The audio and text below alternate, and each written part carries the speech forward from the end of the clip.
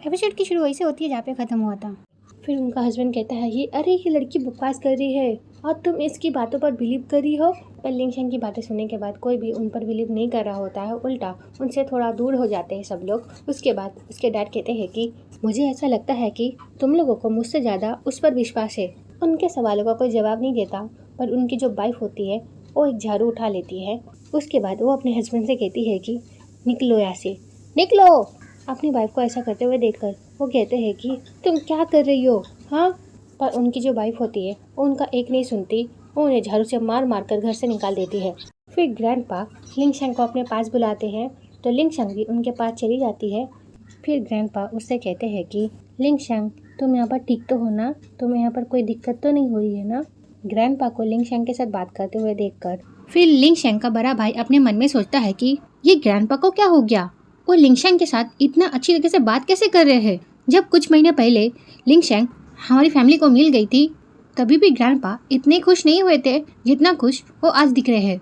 अब ऐसा क्या हो गया जो ग्रैंडपा जो लिंगशेंग के साथ इतनी अच्छी तरीके से बातें कर रहे हैं। वे सारी बातें अपने मन में सोच ही रहा होता है। इसी बीच फिर हमारी हीरोइन ग्रैंडपा को कहती है कि जी ग्रैंडपा, मैं बिल्कुल ठीक हूँ, मुझे यहाँ पर कोई दिक्कत नहीं है क्योंकि मैं वर्ल्ड की टॉप मास्टर जो हूँ। ये सुन के ग्रैंडपा कहते हैं कि ये सुन के अच्छा लगा।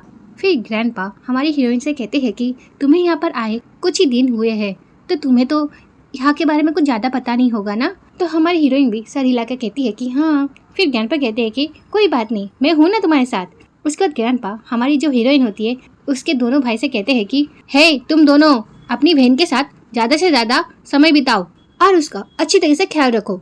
ये सुनकर वो दोनों कहते हैं कि ठीक है ग्रैंडपा। फिर वो लिंगशेंग के बड़े भाई से कहते हैं कि तुम मेरे साथ मेरे स्टडी रूम में चलो। ये सुनकर वो ग्रैंडपा को देखने लग जाता है। फिर ये सीन यहीं पे कट होता है। फिर हम उन दोनों को स्टडी रूम में देखते हैं। फिर लिंगशेंग का बड़ा भाई ग्रैंडपा से कहता है कि ग्रैंडपा आपको हो क्या गया है, आप अचानक से लिंगशेंग के साथ इतना अच्छा कैसे हो गए। ये सुनकर ग्रैंडपा कहते हैं कि क्योंकि वो मेरी पोती है। तो वो कहता है कि पर आप उसे पहले इतना पसंद नहीं करते थे। उसकी ये सारी बातें सुनने के बाद ग्रैंडपा उसे बोलते हैं कि जब पहले लिंगशेंग वापस आई थी तब वो पूरी तरीके से लिंगशेंग नहीं थी। ये सुनकर वो कहता है कि ग्रैंडपा आप क्या कहना चाहते हैं।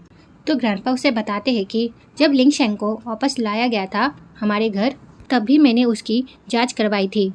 तब मुझे एक मास्टर ने बताया था कि उसके जन्म होते ही उसके साथ एक दुर्घटना हो गई थी। उसकी आत्मा ने उसका शरीर छोड़ दिया था। उसके बाद किसी और आत्मा ने उसकी बॉडी पर कब्जा कर लिया। इसलिए हमने 18 सालों तक इंतजार किया जाकि उसकी असली आत्मा उसकी बॉडी में आ सके। और अब उसकी आत्मा उसकी बॉडी में आ चुकी है और अब वो पूरी तरीके से तुम्हारी रियल सिस्टर है।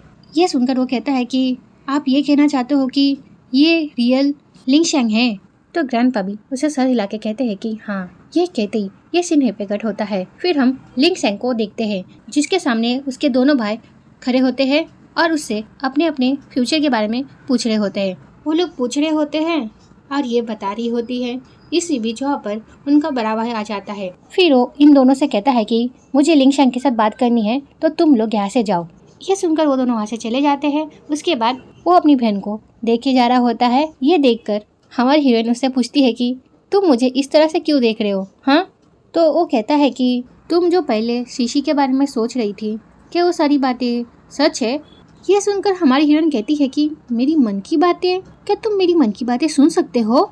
ये सुनकर वो कहता है कि नहीं, मैं नहीं सुन सकता तुम्हारी मन की बातें।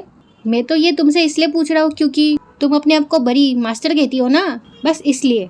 तो वो भी कहती है कि हाँ मैं हूँ ग्रेट मास्टर। ये सुनकर उसका भाई कहता है कि तुम मेरा फ्यूचर देख सकती हो क्या। तो कहती है कि हाँ। तो उसका भाई कहता है कि तो फिर तुम मुझे बताओ मेरे फ्यूचर में क्या होने वाला है।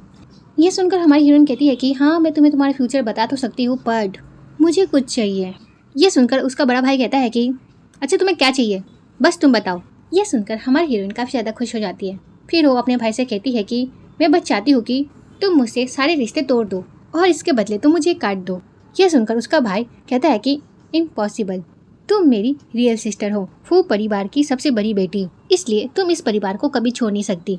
ये सुनकर वो कहती है कि ठीक है तो फिर ना तुम किसी और को ढूंढ लो जो तुम्हारा फ्यूचर बता सके, क्योंकि अब मैं तुम्हारा फ्यूचर नहीं देख सकती।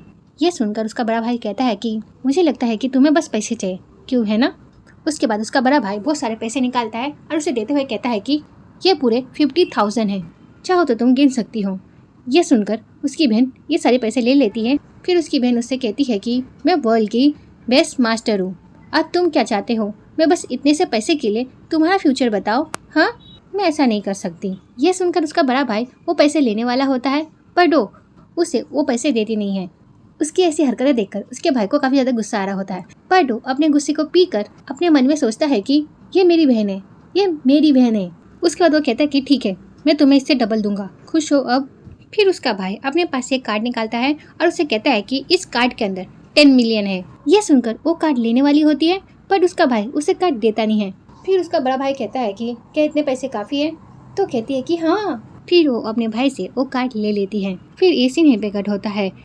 फिर हम शीशी को देखते हैं जो उसके भाई की कंपनी में जाती है। उसके बाद वो उस यूएसबी को ढूंढने लग जाती है और जैसे उसे वो मिलता है वो तो काफ़ी ज़्यादा खुश हो जाती है। उसके बाद वो उसे लेकर वहाँ से जा ही रही होती है। इसी बीच उसे किसी का कॉल आ जाता है, तो वो कॉल उठाती है और उससे कहती है कि मुझे मिल गया। तो आदमी कहता है कि अच्छी बात है, तो फिर मैं तुम्हारे क्लब में वेट कर रहा हूँ, तुम भी वहाँ पर आ जाओ। तो कहती है कि ठीक है। ये कहते ही ऐसी नहीं प्रकट होता है। फिर हम लिंगशेंग को देखते हैं जो अपना भाई का फ्यूचर देख रही होती है। इसके बाद उसका भाई उससे कहता है कि क्या तुमने देखा कुछ? तो कहती है कि हाँ, मैंने शीशी को देखा, वो भी तुम्हारी कंपनी में। वो तुम्हारी केबिन में जाकर कुछ ढूंढ रही होती है। वो एक छोटा सा स्क्वायर जैसा है। ये सुनकर उसका भाई शॉक हो जाता है और कहता है कि तुम यूएसबी की बात कर रही हो क्या?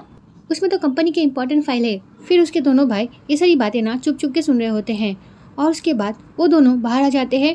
फिर सेकेंड ब्रदर कहता है कि सीसी ऐसा नहीं कर सकती, और उसका तीसरा वाला भाई भी कहता है कि हाँ, वो ऐसा नहीं कर सकती। फिर उसका बड़ा भाई उससे कहता है कि मुझे ऐसा लगता है कि तुमने कुछ गलत देखा है। तो हमारी हीरोइन कहती है कि नहीं, मैंने कुछ भी गलत नहीं देखा है, तुम शायद से भूल गए हो, मैं इन मामलों में एक्सपर्ट हूँ, तो मैं गलत देख ही नहीं सकती। फिर उसका सेकेंड ब्रदर कहता है कि मुझे ऐसा लगता है कि यहाँ पर कोई गलतफहमी हो रही है, क्योंकि वो यूएसबी को लेकर क्या ही करेगी।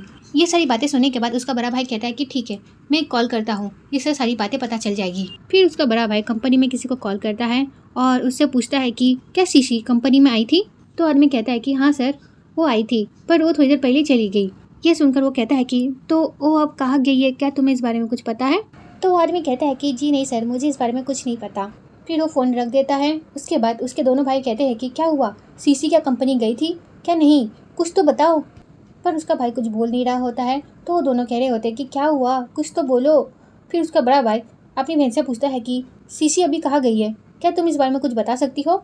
यह सुनते ही हमारी हीरोइन अपने भाई के सामने अपना हाथ फैलाती है और उसका भाई भी समझ जाता है कि उसे पैसे चाहिए, तो और एक कार्ड निकाल कर अपनी बहन के हाथ में दे देता है और उससे कहता है कि चलो अब जल्दी बोलो। तो हमारी हीरोइन भी उसे बता देती है कि वो किसी क्लब में है। ये कहने के बाद वो फिर से अपने भाई से कहती है कि और एक कार्ड दो मुझे, फिर मैं तुम्हें बाकी डिटेल्स बताऊंगी। ये सुनकर उसका भाई उसे कार्ड देता है और कहता है कि जल्दी बोलो। दूसरा कार्ड पाकर हमारी हीरोइन तो काफी ज्यादा खुश हो जाती है। फिर वो कहती है कि ठीक है, मैं तुम लोगों को वहाँ पर लेकर चलती हूँ। ये सुनकर उसके तीनों भाई उसके पीछे पीछे जा रहे होते हैं और इसी बीच उनकी मॉम उन्हें देख लेती है जाते हुए। तो उनकी मॉम कहती है कि क्या हुआ, तुम लोग कहाँ जा रहे हो? तो ये वीडियो यहीं पे खत्म होती है। नेक्स्ट पार्ट के लिए कमेंट करना। Okay, bye bye.